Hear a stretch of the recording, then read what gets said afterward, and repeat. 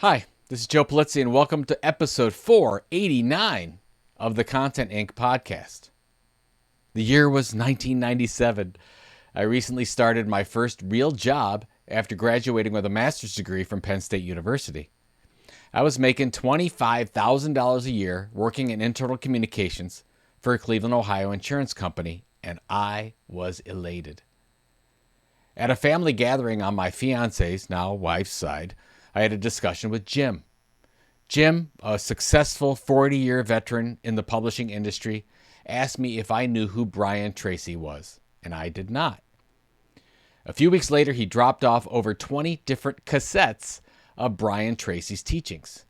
I remember the first cassette clearly where Tracy says, "Most people have no goals, no priorities, and no plans for success.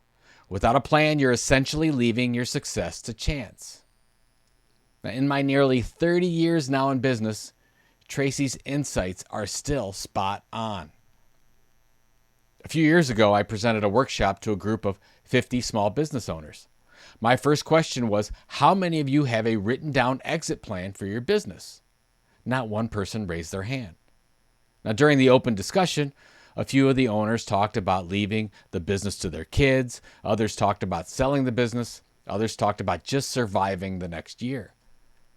But even with a group of motivated entrepreneurs who risked everything to start a business, there was no plan. Now, recently I did a little experiment with some of my mentor calls. When the person started talking about the things they wanted to accomplish, I went straight to the Brian Tracy playbook, and I'll put a link to this in the show notes. Number one is specific.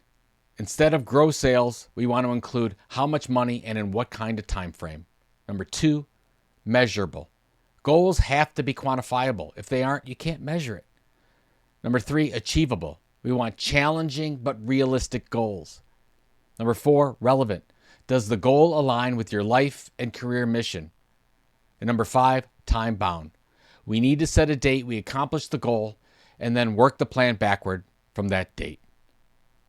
Now, if you're a long-time listener of my podcast or reader of my newsletter, you already know that I set a goal like this when my wife and I launched our business in 2007.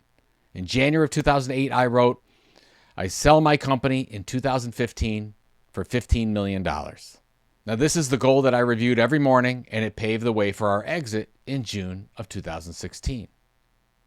Now, if you want to know more detail about my goal-setting process, what's really worked for me, I'll put my record, repeat, and remove methodology in the show notes. I'm Joe Polizzi. If you know someone who could benefit from hearing this message, please pass it on. If you haven't subscribed yet, please do. More subs tell me I'm doing something right here, so thank you so much, and I'll talk to you next Monday.